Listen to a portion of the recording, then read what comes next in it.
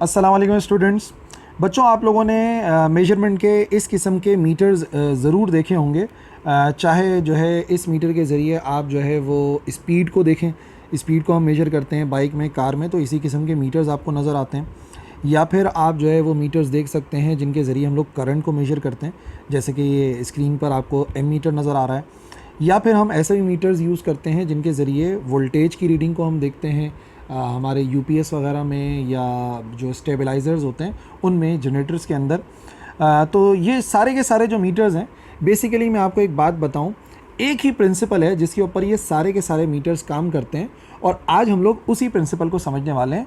और वो जो प्रिंसिपल है या वो जो बेसिक इंस्ट्रूमेंट है, बेसिकली उसे कहते हैं गैल्वानोमीटर।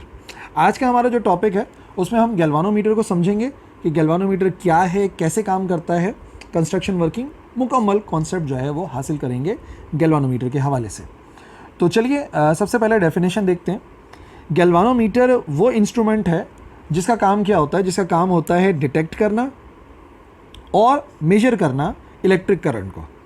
मेन काम गैल्वानोमीटर का जो है वो करंट को डिटेक्ट करना है, और उसके ज़रिए अगर करंट कम अमाउंट में होता है तो हम उसे नाप भी सकते हैं। ये बात जो है ना बहुत इंपॉर्टेंट रहेगी, आगे इसको हमने कंटिन्यू भी करना है अगले लेक्चर के अंदर, कि galvanometer small amount of current को मेजर करता है और डिटेक्ट कर सकता है। ठीक है, यह हाईली सेंसिटिव होता है, एक इलेक्ट्रोमैग्नेटिक अपरेटस है, और मैं बता रहा हूँ इसी की मदद से बहुत सारे मीटर्स जो है वो काम करते हैं। इसी के उसूल के ऊपर कई सारे मीटर्स काम करते हैं। तो ये काफ़ी सेंसिटिव इलेक्ट्रोमैग्नेटिक अपरेटस होता है जो कि मेजर कर सकता है very small amount of current, बहुत छोटे छोटे करंट भी, जैसे कि मिसाल के तौर पे जो फ्यू माइक्रो एम्पियर करंट होते हैं, यानी कि 1 एम्पियर करंट से 10 लाख गुना छोटे भी जो करंट होते हैं, वो भी हमारा गैल्वानोमीटर जो है वो मेजर कर सकता है। और हम अपनी लैब में भी इस्तेमाल करते हैं करंट को मेजर करने के लिए। और लैब में जब आप देखेंगे गैल्वानोमीटर को तो कुछ इस किस्म की शक्ल का आपको गैल्वानोमीटर नज़र आएगा, जिसके अंदर स्पेशल बात ये होती है कि यहाँ पर जो है वो जी लिखा हुआ होता है, और इसकी नीडल एक्चुअली हमेशा आपको सेंटर में नज़र आएगी, ज़ीरो में, और वो लेफ़्ट और राइट मूव हो सकती है, which depends on the direction of flow of current, कि करंट जो है वो किस डायरेक्शन के अंदर फ्लो हो रहा है। सही बात हो गई। तो गैल्वानोमीटर एक ऐसा इंस्ट्रूमेंट है जिसका काम होता है करंट को डिटेक्ट करना, और सेंसिटिव इंस्ट्रूमेंट है, बहुत स्मॉल अमाउंट ऑफ करंट को मेजर भी कर सकता है गैल्वानोमीटर।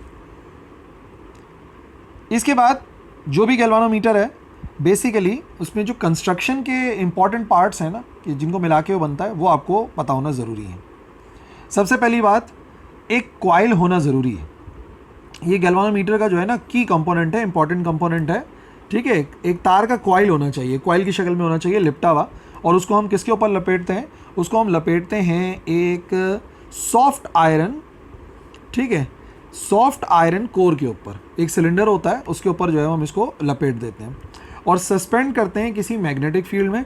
और जो कॉइल है उसको माउंट किया होता है स्पिंडल के ऊपर, तो वो ईजिली रोटेट कर सकता है। देखो, मतलब मैं आपको बात समझाता हूँ। एक सिलेंडर होता है, उस सिलेंडर के ऊपर हम तार को लपेटते हैं, ठीक है ना, उस तार को लपेट देते हैं कुछ इस तरीके से कि फिर हम उसको सस्पेंड कर देंगे सिलेंडर को मैग्नेटिक फील्ड के अंदर, तो वो ईजिली रोटेट कर सकता है। अभी मैं आपको फिगर में भी समझाऊंगा। दूसरी बात यह है कि एक परमानेंट मैग्नेट की ज़रूरत होती है, जो कि इलेक्ट्रोमैग्नेट भी हो सकता है या परमानेंट मैग्नेट भी हो सकता है। आपके लैब में जो गैल्वानोमीटर है उसमें आप देखेंगे परमानेंट मैग्नेट लगा हुआ होता है। और इंपॉर्टेंट बात यह है कि जो मैग्नेटिक फील्ड लाइंस हैं वो कॉइल से पास हों। जाहिर सी बात है, जब मैग्नेट के दरमियान में हम कॉइल को रखेंगे तो जो मैग्नेटिक लाइंस ऑफ फोर्सेज होंगी वो कॉइल से ज़रूर पास होंगी। इसके बाद हमें ज़रूरत है एक स्प्रिंग की। एक बहुत ही नाजुक सा टॉर्जनल स्प्रिंग होता है, यानी कि गोल गोल शक्ल होता है, कॉइल की शक्ल के अंदर होता है, जो कि रीस्टोरिंग टॉर्क प्रोड्यूस करेगा। भाई, मैग्नेटिक फील्ड की मौजूदगी में करंट पास होगा, कॉइल रोटेट हो जाएगा, नीडल आपको मीटर के ऊपर हरकत करती हुई नज़र आ जाएगी। लेकिन जैसे ही करंट ख़त्म होगा तो अब उस नीडल को तो वापस आना चाहिए ना जगह पर, तो वापस कैसे आएगा? तो उधर हमने एक स्प्रिंग लगा हुआ है, टॉर्जनल स्प्रिंग, जो कि कॉइल को वापस ले आएगा जब करंट गुजरना बंद हो जाएगा गैल्वानोमीटर से। करंट गुजरा, गैल्वानोमीटर की नीडल मूव कर गई, अब जैसे ही करंट को रोकेंगे तो उसको वापस भी तो लाना है ना, तो वापस लाने का काम स्प्रिंग करता है। एक पॉइंटर होता है, एक निडल होती है, हर मीटर के ऊपर एक निडल होती है जो कि मूव कर रही होती है, जिससे आप रीडिंग को नोट करते हैं, तो उसे पॉइंटर कहते हैं। और उस पॉइंटर की मदद से ही सारी जो है वो रीडिंग देखी जाती है। अब ये आपके सामने आ गया एक सिलेंडर, ठीक है। सिलेंडर के ऊपर हमें एक तार को लपेटना है, ठीक है। सिलेंडर के ऊपर हमने एक तार को लपेटा, ठीक है, बार बार इस किस्म के टर्न्स दिए हमने कॉइल को, एक मरतबा लपेटा, फिर हमने इस तार को दूसरी मरतबा लपेटा, इसी तरीके से हमने एक और टर्न दे दिया कॉइल को। तो कई टर्न्स दिए हुए होते हैं ना कॉइल को, काफ़ी सारे टर्न्स देते हैं कॉइल को, और आखिर में जो कॉइल है उसके दो सिरे आ गए, यानी कि यहाँ से फॉर एग्जांपल हम करंट को फ्लो करवाते हैं और यहाँ से जो है वो करंट फ्लो होने के बाद बाहर आ जाता है कई मरतबा रिवॉल्व होने के बाद। ठीक है, तो ये तो हो गया वो कॉइल वाला हिस्सा। पहला पार्ट में हमें क्या चाहिए था, याद है, कॉइल। और कॉइल एक सॉफ्ट आयरन सिलेंडर के ऊपर हमने लपेटा हुआ है। सॉफ्ट आयरन सिलेंडर का मतलब एक ऐसा आयरन होता है, मतलब सॉफ्ट नहीं होता, नरम नहीं होता। सॉफ्ट आयरन ऐसे सब्सटेंस को कहते हैं जो मैग्नेटिक फील्ड की मौजूदगी में मैग्नेटाइज हो जाता है, और जैसे ही मैग्नेटिक फील्ड को रिमूव करते हैं तो वो डीमैग्नेटाइज हो जाता है। ऐसे आयरन को सॉफ्ट आयरन कहते हैं। तो उसके ऊपर हमने इस तार को लपेट दिया। ठीक है, अब क्या करना है, इससे सबसे पहले मैंने एक रॉड गुजारी, और उस रॉड की स्पेशल बात यह है कि उसके इर्द गिर्द हमने स्प्रिंग लगा दिया। टॉर्जनल स्प्रिंग है, मैंने आपको बताया, गोलाई में होता है, कॉइल की शक्ल का ना, जैसा आपको नज़र आ रहा है, ये एक स्प्रिंग लगा दिया। ठीक है, और फिर मैग्नेट आया, मैग्नेट के ऊपर आ गया पॉइंटर। अब आप देखो गौर से, तो हमने किसी भी तरीके से इसको सस्पेंड करा हुआ है मैग्नेटिक फील्ड के दरमियान में। ठीक है, और ये पॉइंटर आ गया। पॉइंटर क्या करेगा, जैसे ही करंट वरंट पास होता है तो पॉइंटर एक स्केल के ऊपर मूव करता है ना, तो ये जब इस तरीके से किसी स्केल के ऊपर मूव करेगा तो हम रीडिंग को ऑब्जर्व कर लेंगे कि हाँ भाई कुछ ना कुछ करंट पास हो रहा है। अगर नाप नहीं भी रहे और हम सिर्फ करंट को डिटेक्ट करना चाह रहे हैं तो हम देखेंगे कि जैसे ही करंट पास होगा ये कॉइल जो है वो रोटेट कर, जो सिलेंडर है वो रोटेट करेगा। तो सिलेंडर कनेक्ट हुआ हुआ इस पॉइंटर से, पॉइंटर रोटेट करेगा स्केल के ऊपर, हमें पता लग जाएगा कि हाँ भाई करंट पास होना शुरू हो गया गैल्वानोमीटर से। और टॉप व्यू ऐसा नज़र आएगा, देखो आपको ये नॉर्थ पोल नज़र आएगा, साउथ पोल नज़र आएगा, और इस तरीके से ना बीच में सिलेंडर और सिलेंडर के ऊपर कॉइल लिपटा हुआ नज़र आएगा। अच्छा, इंपॉर्टेंट बात ये है कि हमने इसके जो पोल्स हैं ना उनको थोड़ा सा कॉनकेव किया हुआ है। इसके जो पोल्स हैं वो कॉनकेव हैं। अच्छा, क्यों कॉनकेव किया हुआ है, ताकि जब मैग्नेटिक लाइंस ऑफ फोर्सेस यहाँ से निकले तो सारी की सारी जो है वो एक्चुअली सिलेंडर की तरफ ही जाएँ, ज़रा भी जो मैग्नेटिक लाइंस ऑफ फोर्सेस हों वो ज़ाया ना हो। सारी की सारी मैग्नेटिक लाइंस इस तरीके से रेडियल फॉर्म में गोलाई में जो है वो कॉइल पे जाती हैं। इस वजह से हम जो है ना इसको इस तरीके से हमने कॉनकेव शक्ल का बनाया है, वरना जो ये मैग्नेट होता है यू शेप वो तो बिल्कुल सीधा सीधा होता है। तो हमने यहाँ पे कॉनकेव पोल्स जो है वो लगाए हुए हैं ताकि मैग्नेटिक फील्ड मुकम्मल तौर पे ना इसके ऊपर काम करे। ठीक है, अब होता क्या है मैं एक्चुअली आपको बता दूं, उसके बाद जो है ना समझेंगे कि ऐसा क्यों होता है। जैसे ही करंट पास होता है ना, यहाँ से इस तार से करंट पास हुआ, अंदर की तरफ गया, फिर यहाँ से करंट गुजरा, इधर आ गया, तो हमें पता है कि जब किसी कंडक्टर में से करंट पास होता है in the presence of magnetic field, क्योंकि यहाँ पे मैग्नेटिक फील्ड तो इसके ऊपर एक्ट कर ही रही होगी, तो नतीजे में फोर्स अप्लाई होती है और फिलहाल एक टॉर्क प्रोड्यूस होगा जिसकी वजह से ये सिलेंडर घूमेगा। सिलेंडर घूमेगा तो ये पॉइंटर घूमेगा, और पॉइंटर स्क्रीन के ऊपर, इसके ऊपर ना स्केल के ऊपर ऐसे करके मूव करेगा। और फिर मैंने बताया इसे बोलते हैं डिफ्लेक्टिंग टॉर्क। करंट के गुजरने की वजह से टॉर्क बनेगा, उसको क्या नाम दे रहे हैं हम, डिफ्लेक्टिंग टॉर्क। ये याद रखना है, इसको आगे लेक्चर में हम यूज़ करना है। इसके रोटेट होने की वजह से स्प्रिंग थोड़ा सा खिंच जाएगा। ठीक है, अब जैसे ही करंट गुजरना बंद हो जाएगा तो ये स्प्रिंग वापस लेकर आएगा पॉइंटर को अपनी जगह पर, उसे कहते हैं रीस्टोरिंग टॉर्क। इसका मतलब दो टॉर्क होंगे, करंट गुजरने पर प्रोड्यूस होगा डिफ्लेक्टिंग टॉर्क, क्यों प्रोड्यूस होगा वो भी मैं समझाता हूँ, और करंट के रोकने के बाद रीस्टोरिंग टॉर्क प्रोड्यूस होगा जो कि स्प्रिंग की वजह से होगा। ये तो आप समझ सकते हैं। इन दोनों को हमने रिलेट करके वर्किंग ऑफ गैल्वानोमीटर को समझना है। ठीक है, अब बात क्या है, बात यह है कि पहले आप ज़रा प्रिंसिपल समझो कि ऐसा किस उसूल के तहत हो रहा है कि मैं कह रहा हूँ करंट पास होगा, कॉइल रोटेट करेगा तो सिलेंडर रोटेट करेगा तो पॉइंटर रोटेट करेगा। प्रिंसिपल जानना बहुत ज़रूरी है। बेसिकली ये बेस करता है इलेक्ट्रोमैग्नेटिक इंडक्शन के प्रिंसिपल पर। जब किसी कॉइल और कौन सा करंट कैरिंग कंडक्टर जिसमें से इलेक्ट्रिक करंट जो है वो पास होता है मैग्नेटिक फील्ड की मौजूदगी में, तो उसमें मैग्नेटिक टॉर्क प्रोड्यूस होता है। ठीक है, जब भी किसी कॉइल में से, याद रखो हमने पढ़ा था कंडक्टर में फोर्स अप्लाई होती है, लेकिन जब भी कॉइल में से करंट पास होता है in the presence of magnetic field, तो उस कॉइल के अंदर टॉर्क प्रोड्यूस होता है। ठीक है, क्यों होता है अभी बताता हूँ। तो जो डिग्री होता है डिफ्लेक्शन, कि कितना ज़्यादा डिफ्लेक्शन हो रहा है, कितना ज़्यादा बेंडिंग हो रही है, वो एक्चुअली डिपेंड करता है सिर्फ और सिर्फ करंट के मैग्नीट्यूड पे, कि करंट कितना गुजर रहा है। और भी फैक्टर्स हैं, लेकिन मेन बात ये कि करंट पे डिपेंड करता है। मतलब जितना ज़्यादा करंट गुजरेगा उतना ही ज़्यादा टॉर्क प्रोड्यूस होगा, उतना ही ज़्यादा कॉइल रोटेट करेगा। और गैल्वानोमीटर से हम रीडिंग नोट कर लेंगे। सही ना भाई, अगर नीडल ज़्यादा मूव करी होगी तो ज़्यादा ही करंट आएगा, जाहिर सी बात है, और नीडल कम मूव की होगी कम करंट की वजह से तो जो अमाउंट ऑफ करंट मीटर के ऊपर शो होगा वो कम शो होगा। तो आपने अभी एक बात याद रख लेनी है, जब भी किसी कॉइल से करंट पास होता है in the presence of magnetic field तो उसके ऊपर अप्लाई होता है टॉर्क। ठीक है, क्यों होता है, कितना होता है, वो हमें समझना है। तो पहले मोशन ऑफ कॉइल को समझते हैं। देखो ये आ गया नॉर्थ पोल साउथ पोल, तो आपको पता है magnetic lines of forces north से साउथ की तरफ काम करती हैं। अब यहाँ पर हमने सपोज कर लिया एक कॉइल, जिस कॉइल में से करंट पास होगा। सही ना, इस कॉइल में से हम करंट पास कराएंगे। कैसे करंट पास करेंगे, फॉर एग्जांपल इधर से हमने करंट को भेजा, फिर वो कॉइल में इस तरीके से मूव करने लगा, यहाँ मूव किया, यहाँ मूव करने लगा, फिर यहाँ से वापस आ गया दोबारा, और जिस भी बैटरी से हमने कनेक्ट करा था उसकी तरफ वापस चला जाएगा। अब जैसे ही करंट पास होना शुरू होता है तो आपको पता है जब भी कोई कंडक्टर रखा होता है in the presence of magnetic field तो उसके ऊपर अप्लाई होती है फोर्स। ठीक है, तो नतीजे में क्या करेगा, नतीजे में ये जो कॉइल है वो एक्चुअली इस तरीके से रोटेट होता है। अब जितना ज़्यादा करंट गुजरेगा उतना ज़्यादा रोटेट होगा, जितना कम करंट गुजरेगा उतना कम रोटेट होगा। बेसिक उसूल ये है कि अगर टॉप व्यू से देखें तो आपको इस तरीके का नज़र आया नॉर्थ पोल साउथ पोल, ये टॉप व्यू दिखा रहा हूँ, पहले आपको साइड व्यू दिखाया था, और ऊपर से आपको कॉइल की ये चौड़ाई नज़र आ रही होगी, लंबाई तो नहीं नज़र आ रही होगी ना। ऊपर से जब आप बिल्कुल टॉप से देखोगे तो आपको चौड़ाई नज़र आ रही होगी। तो मान लेते हैं कि इसकी ब्रेथ जो है वो कितनी है, इसकी ब्रेथ जो है वो b के बराबर है और लंबाई को l का नाम दे देंगे। ठीक है, अब आपको पता है जब भी कंडक्टर रखा हुआ होता है in the presence of magnetic field तो उसके ऊपर फोर्स अप्लाई होती है। नतीजे में यहाँ पर इस तरीके से दो डायरेक्शन के अंदर फोर्स अप्लाई होगी। इधर जो फोर्स अप्लाई होगी वो ऊपर की तरफ, इधर जो फोर्स अप्लाई हो रही है वो नीचे की तरफ, जो हमें टॉप व्यू से देखने पे नज़र आएगा। नतीजे में आप देखेंगे ये कॉइल जो है वो इस तरीके से रोटेट करेगा। कितना रोटेट करेगा, जाहिर सी बात है वो डिपेंड करता है अमाउंट ऑफ करंट के ऊपर कि करंट कितना गुजरा है। ठीक है, अब मैं आपको इसकी डेरिवेशन समझाता हूँ कि जो फार्मूला हमें ड्राइव करना है वो किस तरीके से होगा। देखो मान लेते हैं कि जो कॉइल हमने सपोज करा है इसकी लंबाई कितनी है, इसकी लंबाई को बोलेंगे L और इसकी चौड़ाई को हम बोल देंगे B। ब्रेथ है तो B बोल दिया। टॉप व्यू से आपको सिर्फ क्या नज़र आएगा, टॉप व्यू से आपको सिर्फ ब्रेथ नज़र आएगी, तो मैं यहाँ पे ब्रेथ लिख देता हूँ, ये आ गई ब्रेथ। दो फोर्सेज अप्लाई होंगी। ठीक है, अब आप ज़रा करंट को फ्लो करवाते हैं।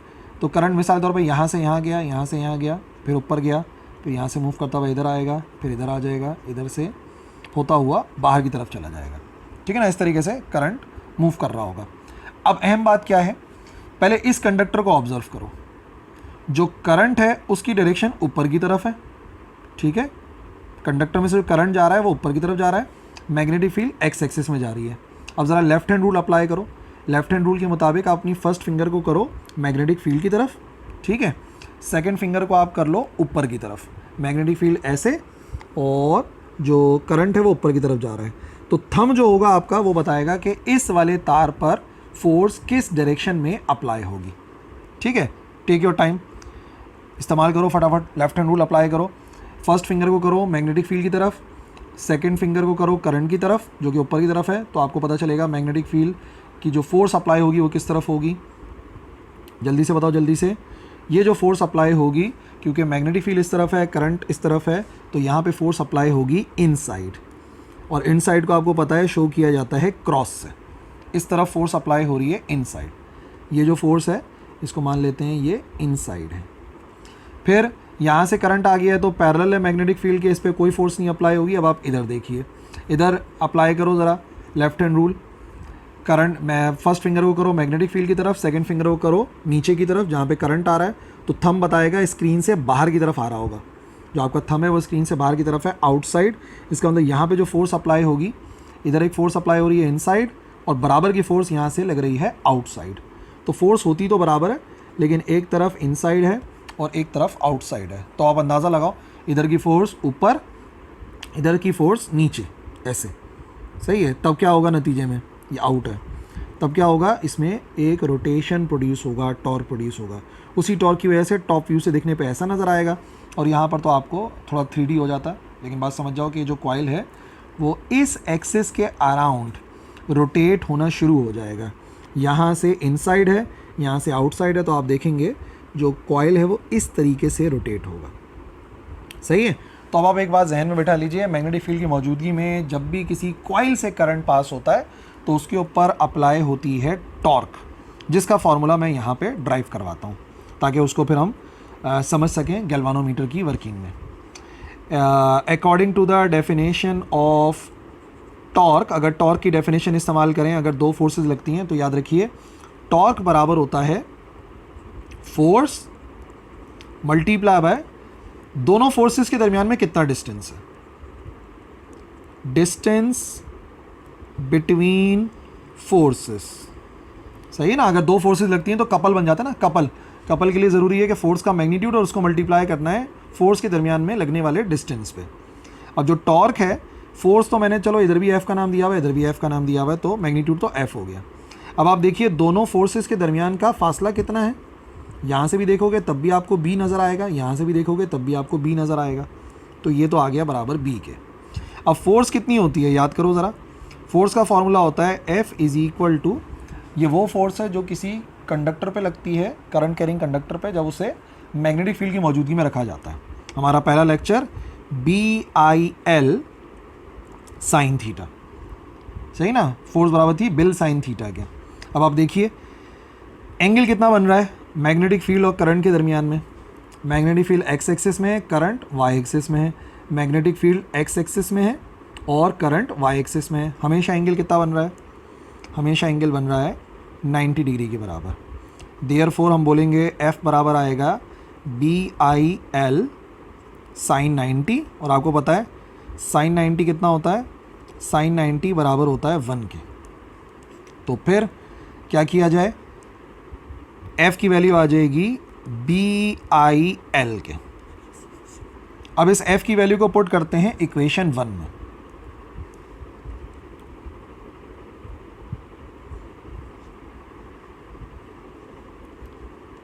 पुटिंग इन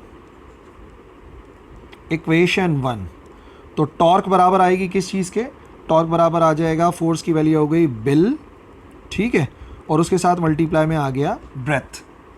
अब ज़रा गौर से देखो, ये जो आपको नज़र आ रहा है length multiply by breath, length multiply by breath क्या होता है, जब किसी भी चीज़ के लेंथ को मल्टीप्लाई करते हैं उसके ब्रेथ से तो जो आंसर आता है उसे हम कहते हैं एरिया।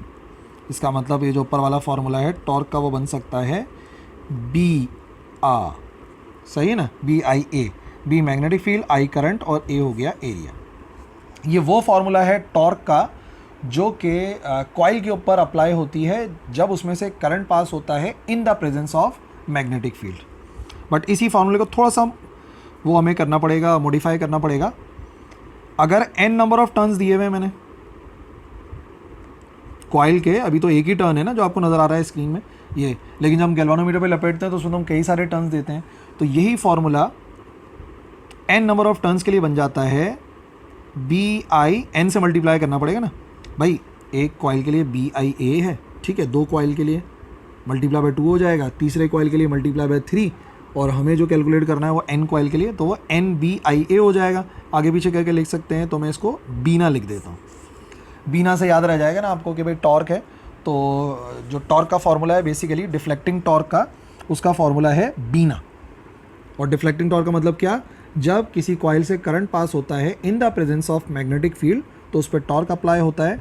इस टॉर्क को कहते हैं डिफ्लेक्टिंग टॉर्क, जो 3 चीज़ों पर डिपेंड करती है, मैग्नेटिक फील्ड कितनी है, करंट कितना गुजर रहा है, नंबर ऑफ टर्न्स कितने हैं, और जो कॉइल है उसका एरिया कितना ज़्यादा है। ठीक है, अब आ जाओ गैल्वानोमीटर में इसकी वर्किंग को मैं समझाता हूँ। सबसे पहली बात, जब करंट पास होता है तो डिफ्लेक्टिंग टॉर्क प्रोड्यूस होता है। पहली बात, when current passes through the coil of galvanometer, जब गैल्वानोमीटर के कॉइल से करंट पास होता है देन कौन सा टॉर्क प्रोड्यूस होता है, डिफ्लेक्टिंग टॉर्क इज प्रोड्यूस्ड। ठीक है, डिफ्लेक्टिंग टॉर्क जो है वो प्रोड्यूस होता है, जिसका फॉर्मूला अभी अभी हमने ड्राइव करके समझा, वो होता है बीना के बराबर। तो ये तो आ गया बीना। ये कौन सा वाला टॉर्क है, ये डिफ्लेक्टिंग टॉर्क है, तो इसको T1 का नाम दे देता हूँ क्योंकि अभी हमें दूसरा टॉर्क भी समझना है ना। जैसे ही करंट पास होना बंद होता है तो स्प्रिंग अपनी जगह पे वापस लेकर आता है और एक और टॉर्क प्रोड्यूस होता है, when the current is removed, हमने करंट को रिमूव कर दिया, देन कौन सा टॉर्क प्रोड्यूस होगा, रीस्टोरिंग टॉर्क, ये रीस्टोरिंग टॉर्क इज प्रोड्यूस्ड, और ये कौन प्रोड्यूस करेगा, बाय स्प्रिंग, जो स्प्रिंग है वो ये वाला टॉर्क प्रोड्यूस करेगा। अच्छा, उस टॉर्क को आपको थोड़ा समझना पड़ेगा, याद रखिए वो जो टॉर्क है कितना प्रोड्यूस होगा बाद में, वो टॉर्क वो डायरेक्टली डिपेंड करता है डिफ्लेक्शन के ऊपर। व्हाट इज़ थीटा, थीटा जाहिर कर रहा है कि कितना ज़्यादा डिफ्लेक्शन आया था निडल में करंट पास होने के बाद। जैसे ही करंट पास हुआ, मिसाल के तौर पे इस निडल के अंदर जो है वो कुछ डिग्री का फ़र्क आ गया, फॉर एग्जांपल 45 डिग्री का जो है वो इसने एंगल कवर करा, तो टॉर्क प्रोड्यूस हो जाएगा। अगर 50 डिग्री का प्रोड्यूस हुआ टॉर्क या डिफ्लेक्शन, तो फिर बाद में स्प्रिंग ज़्यादा टॉर्क अप्लाई करेगा। बात समझ रहे हो, जितना नीडल पहले बेंड हो जाएगी, जितना डिफ्लेक्ट हो जाएगी, उतना ही ज़्यादा बाद में स्प्रिंग रीस्टोरिंग फोर्स अप्लाई करेगा। भाई सिंपल सी बात है, आप जितना स्प्रिंग को खींचेंगे स्प्रिंग उतनी ही फोर्स अप्लाई करेगा, वही मामला यहाँ पर है, ठीक है ना। तो क्या फार्मूला बनेगा, प्रोपोर्शनैलिटी का साइन रिमूव होता है, इक्वल का साइन आता है और कुछ कांस्टेंट आता है। यहाँ आने वाले कांस्टेंट को हम बोल देंगे के, ठीक है। के क्या होता है, के बेसिकली स्प्रिंग कांस्टेंट होता है, या उसको हम कह सकते हैं कि कांस्टेंट है जो कि स्प्रिंग की सख्ती पर डिपेंड करता है, जिसको हम कह सकते हैं कपल पर ट्विस्ट, यानी कि स्प्रिंग में एक जब बल आता है तो वो कितना कपल प्रोड्यूस करता है या टॉर्क प्रोड्यूस करता है, तो उसका अमाउंट जाहिर सी बात है उसके स्प्रिंग की सख्ती पे ही डिपेंड करता है, वो अमाउंट जो है वो के है। ये इतना इंपॉर्टेंट नहीं है हमारे लिए, लेकिन आपको फिर भी याद रखना है। और मैं थोड़ा सा रिलेशन समझाता हूँ। ये फार्मूला याद है, फर्स्ट में पढ़ा था, F इज इक्वल टू के एक्स, ठीक है। और इससे पहले क्या बना था, इससे पहले बनता है कि फोर्स डायरेक्टली डिपेंड करती है, अच्छा माइनस के एक्स था तो माइनस एक्स पर। तो साबित क्या हुआ था, जितना आप स्प्रिंग को खींचेंगे वो उतनी फोर्स अप्लाई करेगा, ठीक है। हम भी तो ये कह रहे हैं, जितना एंगल आप देंगे टॉर्जनल स्प्रिंग को, उतना ही वो टॉर्क प्रोड्यूस करेगा। फिर यहाँ पर एक कांस्टेंट आया था के, जो कि स्प्रिंग की प्रॉपर्टी थी, ये भी स्प्रिंग की प्रॉपर्टी है, वो डिपेंड करता था स्प्रिंग की सख्ती पे, ये भी डिपेंड करता है स्प्रिंग की सख्ती पे। तो काफ़ी रिलेटेड बात है। तो भाई देखिए, पहले जितना टॉर्क प्रोड्यूस होगा करंट के गुजरने की वजह से, बाद में स्प्रिंग उतना ही रिस्टोरिंग टॉर्क प्रोड्यूस करेगा। इसका मतलब दोनों बराबर होंगे। तो हम क्या करेंगे, हम दोनों इक्वेशंस को कंपेयर कराएंगे। कंपेयरिंग इक्वेशन 1 एंड इक्वेशन 2, तो हमें क्या रिजल्ट मिला, हमें रिजल्ट ये मिला कि जो डिफ्लेक्टिंग टॉर्क है वो बराबर होती है रीस्टोरिंग टॉर्क के। डिफ्लेक्टिंग टॉर्क तो आपको पता है बीना के बराबर थी, ठीक है। और जो हमारे पास है रीस्टोरिंग टॉर्क वो बराबर है के थीटा के, ठीक है। यहाँ से अब आप एक काम करो, यहाँ से थीटा की वैल्यू को अलग करो, तो आप देखोगे अगर जब हम थीटा को अलग करेंगे तो ये हो गया थीटा अलग, तो के इधर मल्टीप्लाई हो रहा है, इधर जाके डिवाइड हो जाएगा। अब ज़रा करंट को थोड़ा सा अलग लिखो, बाकी सबको एक साथ कर लो। ये हो गया बी एन ए, डिवाइड में आ जाएगा के, ठीक है। और आई को मैंने थोड़ा सा अलग करके लिख दिया, ये आई थोड़ा सा अलग करके लिख दिया, और के जो है वो इधर जाके डिवाइड हो गया। अब आप एक बात नोट कीजिए, बी मैग्नेटिक फील्ड, ये एक मरतबा जो हमने अप्लाई कर दी गैल्वानोमीटर में वो रहती है हमेशा, तो मैग्नेटिक फील्ड कांस्टेंट है। नंबर ऑफ टर्न, जितने हमने नंबर ऑफ टर्न यहाँ पे कॉइल को दिए थे वो भी नहीं बदलने वाले, वो भी कांस्टेंट रहते हैं। जो कॉइल का एरिया है, ये जो भी एरिया है रेक्टेंगुलर, वो भी सेम रहता है। जो स्प्रिंग हमने लगाया है वो भी सेम रहता है, कांस्टेंट है। इसका मतलब ये सारी वैल्यूज़ कांस्टेंट हैं, बी एन ए और आखिर में के स्प्रिंग कांस्टेंट, ये सारी की सारी वैल्यू क्या हैं, ये हैं कांस्टेंट। देयरफॉर हम क्या लिख सकते हैं, थीटा बराबर है कांस्टेंट और आई के। आपको पता है कांस्टेंट को रिमूव करते हैं, इक्वल टू का साइन रिमूव करते हैं तो प्रोपोर्शनैलिटी का साइन आता है। तो यहाँ पर एक आंसर आया हमारे पास कि theta is proportional to I, theta I के प्रोपोर्शनल है। तो साबित क्या हुआ, ये साबित हुआ कि जो डिफ्लेक्शन हम ऑब्ज़र्व करते हैं, deflection observed in the galvanometer, galvanometer की निडल के अंदर जो डिफ्लेक्शन आता है, यानी कि जितनी वो बेंड होती है वो डायरेक्टली डिपेंड करती है, इज़ डायरेक्टली प्रोपोर्शनल, किस चीज़ पे डायरेक्टली डिपेंड करती है, directly proportional to the current passing through the coil of galvanometer, यानी जितना करंट पास होता है गैल्वानोमीटर के कॉइल से उस पर डायरेक्टली डिपेंड करती है डिफ्लेक्शन।